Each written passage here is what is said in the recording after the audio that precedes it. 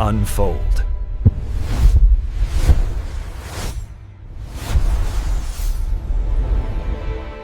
Okay, let's unpack this.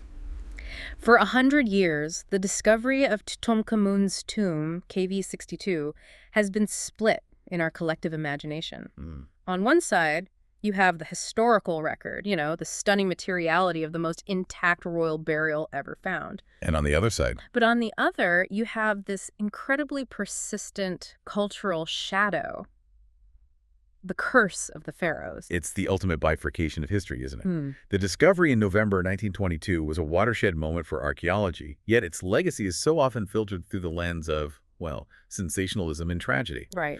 Our goal today is to treat the story of Tutankhamun as two separate narratives, the manufactured Hollywood mythos and the stark, fascinating reality of the late 18th dynasty. And our mission, as we dive deep into the sources, is to distinguish the fabrication from the forensic evidence. Yeah. We're going to filter the immense amount of material we have, from historical accounts to microbial studies, by analyzing three core pillars. The curse, which we see as a purely sociological construct. A modern invention. Exactly. Then, the gold, which is actually a political document. It tells a story. It does. And finally, the bacteria, which provides a stunning biological record of a very frantic, rushed burial. To appreciate the sheer magnitude of what Howard Carter and Lord Carnarvon were seeking, we really need to set the scene for the political and financial desperation of 1922. This wasn't some leisurely scholarly pursuit. It was happening at a cliff edge. It was the twilight of what was commonly called the Golden Age of British dominance in Egyptian archaeology. And when you look at the political landscape, the atmosphere was charged. It was electric. Egyptian nationalism was surging, and just that February, the British had unilaterally declared Egyptian independence. Although the British retained significant control, the power dynamics were irrevocably shifting. Definitely. Carter and his European colleagues were operating on borrowed time and under increasing scrutiny. Compounding that geopolitical pressure was financial necessity. Lord Carnarvon, the patron who funded Carter's work, was a central figure, but his involvement was quite personal. It wasn't just bankrolling a hobby. He initially went to Egypt for his health. That part of the story is often overlooked. It is. He had suffered a severe car accident in 1901 that left his lungs permanently weakened, forcing him to seek the dry, restorative Egyptian climate. That context is vital. He had been sinking vast personal sums of money into Carter's search in the Valley of the Kings since 1914. For years. And by the summer of 1922, the sources clearly indicate Carnarvon was out of patience and wallet. There had been years of painstaking work, often interrupted by World War I, with nothing to show for it but empty holes in the ground. Carter faced a true ultimatum. He had to intensely persuade Carnarvon to fund just one final season. One last roll of the dice. Absolutely. Carter wasn't just looking for a tomb to satisfy curiosity. He was fighting for the justification of a decade of expenditure and, frankly, the salvage of his entire professional reputation. If 1922 failed, His career in Egyptology was likely over. Done. that kind of desperation forces ingenuity, doesn't it? Previous prominent excavators, most notably the American Theodore Davis, had declared the Valley of the Kings completely exhausted. They'd literally written a book about it. They believed nothing else remained. But Carter was relentless. He relied on pure, almost cold deduction regarding the topography of the valley. He was fixated on a specific small, triangular area Right. near the later tomb of Ramses VI, KV9. Why there? What made his deduction so compelling was that he observed the location of the stone huts that workmen had used centuries later during the construction of KV9. Right. He reasoned that those huts must have been built over earlier lower strata, specifically rejecting the prevailing notion that the area had been completely cleared out. He looked beneath the surface where everyone else had decided to stop digging. It's a classic case of archaeological persistence meeting forensic insight. But here is where we have to correct the canonical Western narrative, which often credits only Carter's singular genius. Oh, absolutely. If we look closely at the primary sources and local histories, we uncover the pivotal, often erased contribution of the Egyptian labor force. The official expedition journals tend to be rather passive, recording that Carter discovered the first traces of the entrance on November 4th. That phrasing is so careful. It minimizes the critical human element that made the physical discovery possible. What the sources reveal next completely changes the narrative of the discovery. Historical investigations, strongly corroborated by the prominent Abdel Rasool family of Luxor, identify the actual physical discoverer as Hussein Abdel Rasool. A 12-year-old water carrier for the expedition. This boy. Yeah. The widely accepted local story is that Hussein was struggling to stabilize his very heavy water jars in the loose, shifting sand. To steady them, he scraped away the surface debris, and in doing so, his implement struck the unmistakable hard bedrock, forming the top step of the sunken staircase. And this account, which might seem like simple folklore, carries serious forensic weight because of an incredible piece of evidence: a photograph. The one taken by the expedition photographer, Harry Burton. That's the one. This photo shows young Hussein Abdel Rasool draped in one of Tutankhamun's priceless pectoral necklaces. And you have to consider the context. Carter was famously methodical, rigid, and intensely possessive of every single artifact. Right. Allowing a local boy, a mere water carrier, to wear a royal artifact of that magnitude, which would be a major breach of protocol, is almost inexplicable. Unless it was a massive, unprecedented reward for a discovery so pivotal and so unexpected that it couldn't be ignored. That photograph acts as a silent testament, correcting the historical record and acknowledging the essential indigenous contribution often marginalized in the triumphant European explorer trope. So the moment that first step was struck, the entire trajectory of history shifted. The intensity must have been unbearable. I can't even imagine. Carter waited for Carnarvon to arrive from England, and by November 26, 1922, they had cleared the staircase. Carter stood before the second sealed doorway, with Carnarvon and Lady Evelyn Herbert watching. He first noted the magnificent seals of the royal necropolis, the jackal god Anubis above the 9 captives. Which told him what? That confirmed a high-status royal burial. However, Carter was an expert on tomb robbing, and he also saw disturbing evidence that the tomb had been breached and resealed in antiquity. So someone had been there before.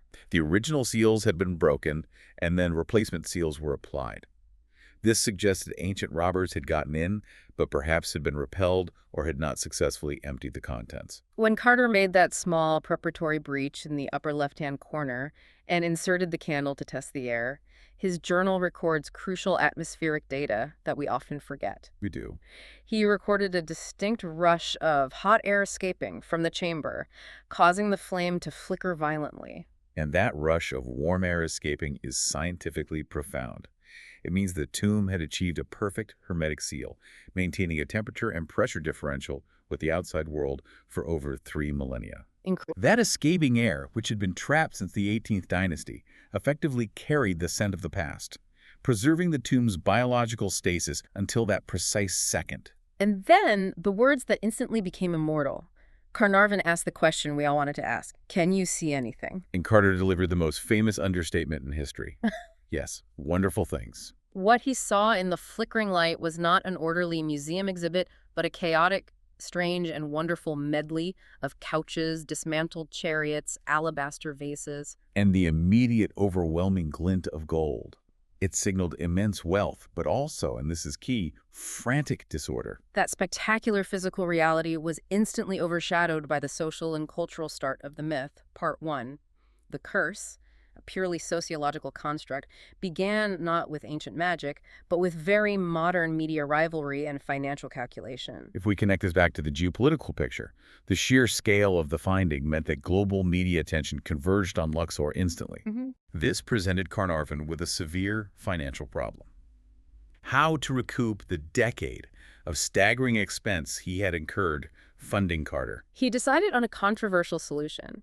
In January 1923, Carnarvon signed an exclusive contract with the Times of London, granting them sole, exclusive access to the tomb, the artifacts, and the excavation team. He was trying to monetize his discovery, which was financially prudent, but journalistically catastrophic. Oh, a total disaster. This decision absolutely infuriated the rest of the global press.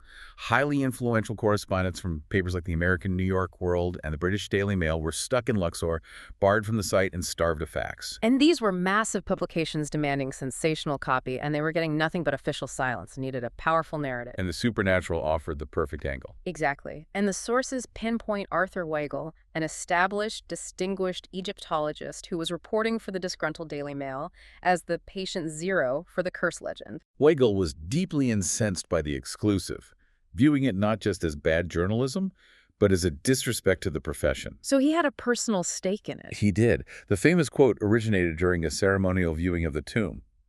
Weigel observed Carnarvon, often described as boisterous and joking, near the entrance. Viewing this frivolity as hubris, Weigel allegedly remarked to a colleague, H.V. Morton, "If he goes down in that spirit, I give him 6 weeks to live." Wow. It was a cynical, professional insult born of journalistic envy. And when Carnarvon died shortly after, the exact timing providing the necessary confirmation bias, the press retroactively elevated that snide, private remark into a terrifying supernatural prophecy. And that moment, the conflation of professional insult with tragedy, is when the narrative was truly born. To fuel this narrative, the papers grabbed onto ancient symbolism and twisted it for dramatic effect. The most sensational example involved Carter's expedition canary. Right, the little golden bird. The popular published story was that on the day the tomb was discovered, the canary was eaten by a cobra. And the press instantly jumped on the mythological significance. The cobra is the uraeus, the royal serpent and symbol of the pharaoh. Striking down the intruder's golden bird. It provided a perfect, instantly recognizable metaphorical warning that seemed designed for a mass-market audience. What's fascinating here is the disputed reality. While the story was compelling, subsequent historical investigations suggest conflicting accounts. Yeah, some members of the excavation staff claimed the canary, far from being eaten, was actually given to Minnie Burton, the photographer's wife, and lived a long, healthy life. So it might not have even happened. The truth mattered less than the narrative power. The story persisted because it fit the supernatural template so perfectly. And then came the fabricated proof. The papers needed a physical document to validate the danger. They did. Reports flooded the global wires of a clay tablet found in the antechamber reading, "Death shall come on swift wings to him that toucheth the tomb of Pharaoh." This is a critical point. Why did so many people instantly accept the existence of a physical tablet? Because the tabloid ecosystem, desperate for content, repeated it so widely that it became an established fact. But if you look at the meticulous inventory of the 5,398 objects cataloged by Carter and his team, There's nothing. No such inscription exists. The phrase is a modern fabrication, likely a pastiche of genuine protective funerary spells, or a pure invention designed to give the story a necessary literary flourish. the curse narrative then received what we could call a highbrow endorsement, which cemented its place in popular culture. First, from the best-selling Victorian novelist, Marie Corelli. Corelli was deeply interested in the occult, and just 2 weeks before Carnarvon's death in March 1923, she wrote a sensational, globally published letter to the New York World. What did she say? She claimed possession of an obscure book of ancient wisdom that warned of dire punishment and secret poisons awaiting anyone who intruded into a sealed royal tomb. Her involvement was crucial because it moved the conversation beyond journalistic gossip. Corelli lent a veneer of literary authority to the rumors, bridging the gap between superstitious tales and the intellectual reading public. She gave the rumors a grounding, however fictional, in ancient knowledge. And then, perhaps the most damaging endorsement came from Sir Arthur Conan Doyle, the man who championed rational deduction through Sherlock Holmes. By the 1920s, Conan Doyle was a fervent spiritualist. A true believer. Following Carnarvon's demise, Conan Doyle publicly offered his opinion that the Earl was likely killed not by germs or bad luck, but by elementals, protective spirits created by ancient Egyptian priests. When a figure of Conan Doyle's intellectual stature endorsed the supernatural theory, the curse was fully legitimized as a subject of serious parapsychological debate, ensuring its dominance in culture for decades. Yet when we shift our focus to the forensic reality of Lord Carnarvon's death, the entire supernatural framework collapses instantly. It really does. We must remember his pre-existing condition. He was 56 and fragile. His lungs had been severely compromised by that 1901 car crash, which was precisely why he lived in Egypt. He was highly susceptible to respiratory illness. So the actual documented sequence of his death is medically straightforward and entirely bacterial. It starts with something mundane. The initial precipitating event was mundane. He was bitten by a mosquito on the cheek in early 1923. Which is an ordinary occurrence in the Nile Valley. The critical error occurred on March 19, 1923, when he accidentally sliced the healing mosquito bite while shaving in Cairo. Oof, that created an open, vulnerable wound. That open wound became infected with erysipelas. For the listener, this isn't just a minor rash. Erysipelas is a specific aggressive form of bacterial skin cellulitis, typically caused by Streptococcus bacteria. And in a healthy person, it's serious. In someone with compromised health and lungs, it's deadly. The infection rapidly spread through his body, leading to septicemia or severe blood poisoning. His already weak lungs succumbed to secondary pneumonia. The final, tragic outcome was multi-organ failure resulting from the overwhelming sepsis and pneumonia on April 5, 1923. There is nothing mysterious or supernatural in that pathological chain of events. Nothing. It is a textbook case of sepsis in the pre-antibiotic era. And we must also pause to fully debunk the two most famous supernatural anecdotes used to support the curse. First, the idea that the lights of Cairo went out simultaneously with his death. A power failure did occur at 1:55 a.m. Cairo time. However, the Cairo electrical grid in the 1920s was notoriously unstable and unreliable. Power outages were a daily occurrence, making coincidence statistically overwhelming. Just a coincidence. Almost certainly. Second, the heartbreaking story of his dog Susie. The tale claims that his favorite terrier, residing back home at Highclere Castle in England, howled and dropped dead at the exact moment of his death thousands of miles away in Cairo. That story is pure fantasy. It collapses completely under time zone scrutiny and forensic investigation. While Susie eventually died, accounts are anecdotal and vague. Given the slow pace of geopolitical information travel in that era, the embellishment likely happened in the newspapers days or weeks later.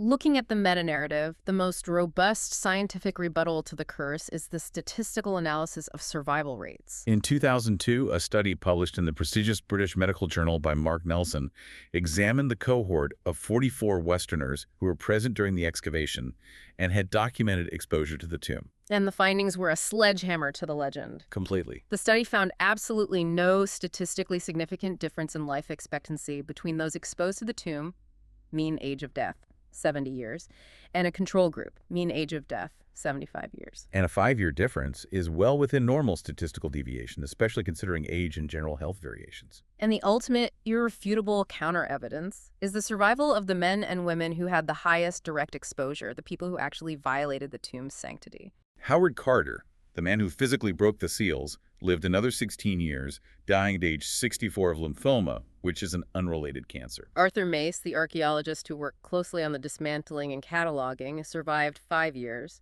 dying of pneumonia, sadly, like Carnarvon, but again, a common disease in that era. But the longevity champions were even more compelling. Lady Evelyn Herbert, Lord Carnarvon's daughter, who was one of the first 3 people to enter the burial chamber. She lived 57 more years. 57, dying at age 78 of natural causes. The curse narrative simply does not hold up to simple arithmetic. While the supernatural curse is proven to be a journalistic fabrication, the sources reveal that the tomb did contain genuine biological evidence that tells a far more interesting story than a simple ghost tale. It does. We shift now to part 2, the biology, the bacteria, and the hasty burial. Before the statistical disproof was widely accepted, the scientific community struggled with the popular obsession with the curse. They tried to find a rational replacement for the magic leading to the biological curse hypothesis. Yes, the famous aspergillosis theory. The idea, which gained traction because it sounded scientific, was that the tomb was a biological trap filled with highly toxic fungal spores, specifically Aspergillus flavus or niger. And these spores, if inhaled, could cause fatal respiratory failure in immunocompromised people. Given that we know ancient tombs can harbor vast amounts of dormant fungi, it was a logical deduction. It was. But the clinical evidence, as we established, fundamentally contradicts this. Carnarvon's illness was clearly initiated by a distinct bacterial infection, Streptococcus, from the shaving cut, leading to sepsis. It wasn't primarily a fungal respiratory poisoning. And the air samples. Moreover, early air samples taken from 𝐏𝐏𝐃62, even by the relatively unsophisticated standards of 1923, were deemed clean. And critically, Carter, who had the most sustained and direct exposure inside the sealed environment for years, suffered no respiratory collapse. So the biological killer was not an invisible spore cloud waiting to strike. No, the real scientific story is far more subtle and provides crucial forensic data. This brings us to the most significant biological feature unique to 𝐏𝐏62, the mysterious dark brown spots that mar the beautiful painted walls of the burial chamber. Right. These stains are not found in the other major New Kingdom royal tombs. They're specific to this one. For decades, these spots were a major concern for conservators. They feared that the spots were active mold colonies that had begun to grow due to the introduction of modern humidity from visitor breath and environmental changes. And if that were true, the paintings were deteriorating fast. That fear is what necessitated one of the most important modern studies of the tomb.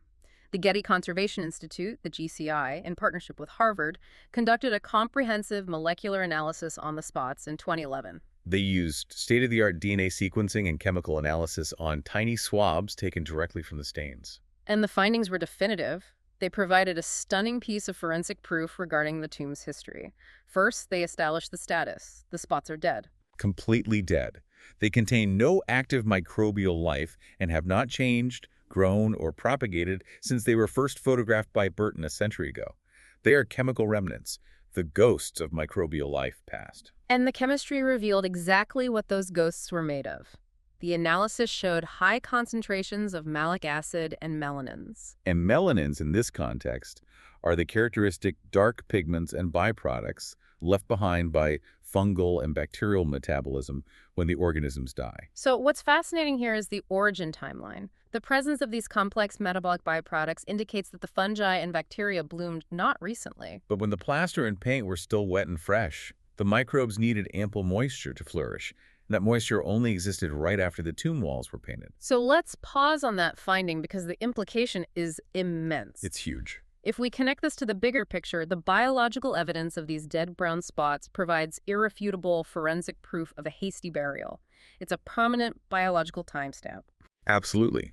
In a traditional, methodical royal burial, the process was meant to take months, if not years.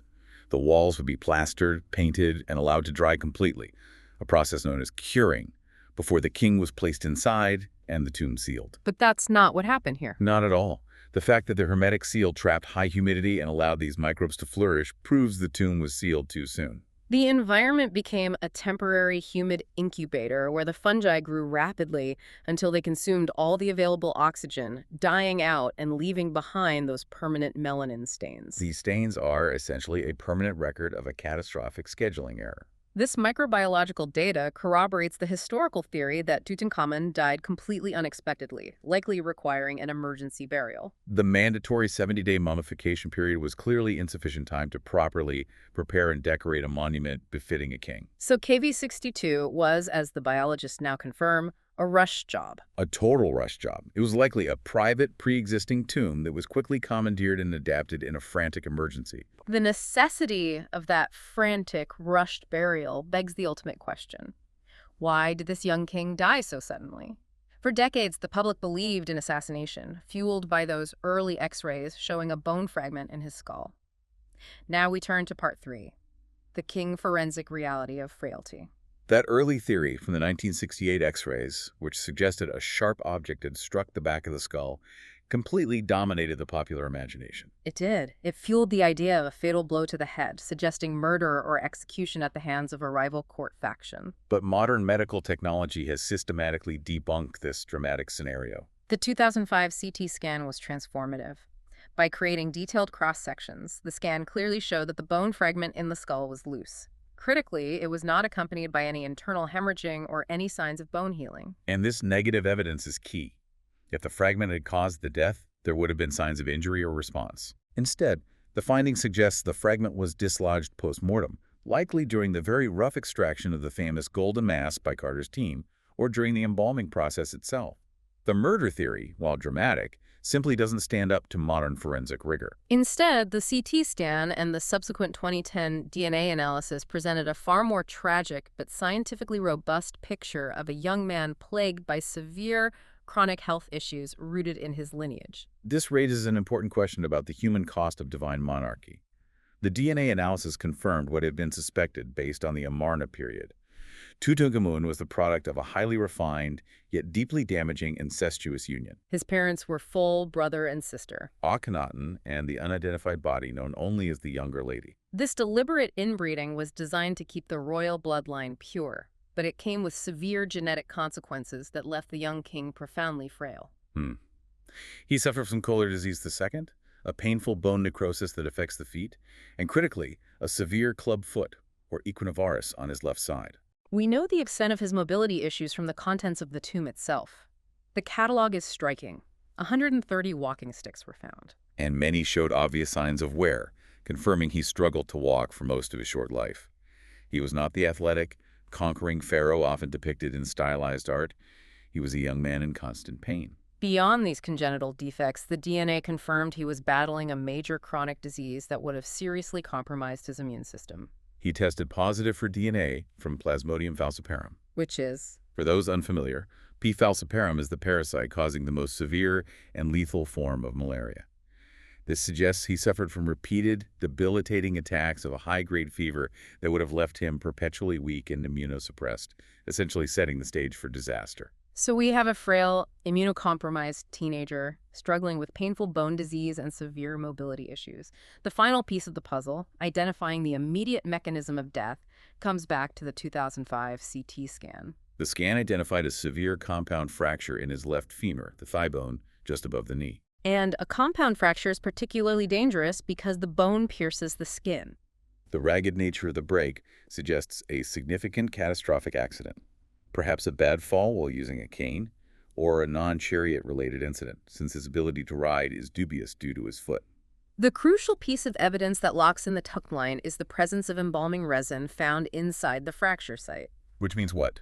The break had clearly not healed, and the embalmers worked around it. The resin confirms the fracture occurred shortly before death, initiating the final fatal sequence.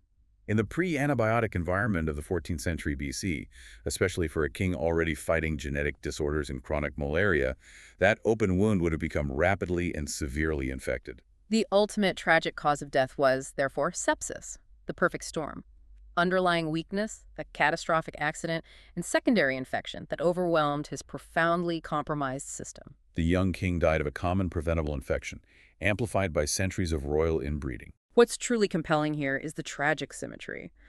Both the ancient pharaoh and the modern Earl, Carnarvon, died not from some magical curse or elaborate scheme, but from sepsis, originating from infected wounds. A shaving cut for the Earl, a broken leg for the king, both exacerbated by critical underlying weakness. The true scientific killer in 𝐏𝐏𝐃 was, and remains, opportunistic infection. We've established the king was frail, genetically compromised, and his burial was rushed. Now we turn to part 4, the gold materiality and political crisis. Yes. The gold itself, that wonderful medley Carter foresaw, is often mistakenly viewed as simply a testament to wealth, but the sources reveal it as a desperate political document. If we look at the meta-narrative, the sheer oddity of 𝐏𝐏𝐃's architecture is the first piece of political evidence. It is fundamentally unsuitable for an 18th dynasty pharaoh. It's just too small. Way too small. It completely lacks the long axial corridors, multiple chambers, and expansive halls that characterize the tombs of his predecessors and successors, like Seti the Soothe. Its layout, a simple corridor, antechamber, burial chamber, and treasury, is strikingly small. It strongly resembles the standard tomb layout for a wealthy, high-ranking private noble, not the burial site of the son of Ra. Furthermore, the decoration confirms the architectural panic.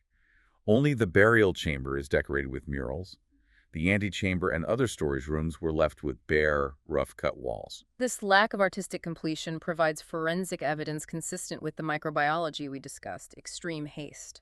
The historical consensus is clear. 𝐏𝐏 was likely a high-ranking official's tomb, possibly A's, commandeered at the last minute because the royal workshops could not prepare a proper king's monument in the 70 days allowed. And the political statement wasn't just in the dimensions, it was literally painted on the wall of the burial chamber. The north wall depicts the sacred opening of the mouth ceremony. A critical ritual traditionally performed by the heir to restore the deceased king's senses and ensure his transition to the afterlife. But the shocking detail is the identity of the person performing the ritual. It is I, the elderly vizier who immediately seized the throne after Tutankhamun's death, despite having no direct claim to royal blood. And he's depicted wearing the blue crown, the 𝐏𝐻, which is explicitly the battle crown of a living pharaoh. This is monumental political assertion. In the most sacred context imaginable, the funerary wall designed for the king's eternal rest, I, a commoner, depicts himself not as a regent or a subordinate, but as the reigning living pharaoh performing the essential ritual. It acts as his own political manifesto. By taking this role and sealing himself in perpetuity on the walls of the dead king's tomb, he was asserting his claim to the throne, legitimizing his coup, and reinforcing his authority before the entire court before the tomb was sealed away, making the declaration irreversible. The gold in that chamber is locked down by a physical act of propaganda. And the chaos of the Amarna period preceding Tutankhamun's reign is evident in the material itself. The sources suggest a severe political and economic crisis following Akhenaten's revolutionary monotheism, which had destabilized and perhaps depleted the royal treasuries. So the subsequent regime, scrambling to reestablish order, had to pragmatically reuse existing materials. This is where the ghost of Nefertiti enters the room. It is. Close inspection of the thousands of grave goods reveals widespread evidence of reuse and recycling on a massive, almost industrial scale for a royal burial. The most famous example is the celebrated gold death mask. Forensic analysis suggests the mask was not originally commissioned for Tutankhamun. The faceplate, when examined closely, is made of a slightly different gold alloy compared to the headdress and collar, indicating that it was a grafted piece fitted onto an existing body. Even more telling are the iconic design features. Pharaohs, particularly on their funerary masks, were not typically depicted with pierced ears. Earrings were reserved for children or women. The presence of these holes strongly suggests the mask was repurposed from a design intended for a female ruler. But the evidence of recycling is not limited to the mask. Forensic examination of crucial objects, including the miniature canopic coffins that held the king's mummified organs, reveals traces of erased cartouches beneath Tutankhamun's name. And the underlying glyphs correspond to the throne name 𝐏𝐻𝐃 Nefertiti, the name associated with Nefertiti, who scholars now widely believe ruled briefly as a female pharaoh in the immediate aftermath of Akhenaten, before Tutankhamun took the throne. What's astonishing is the implication. This isn't just thrift. This is evidence of pure emergency logistics.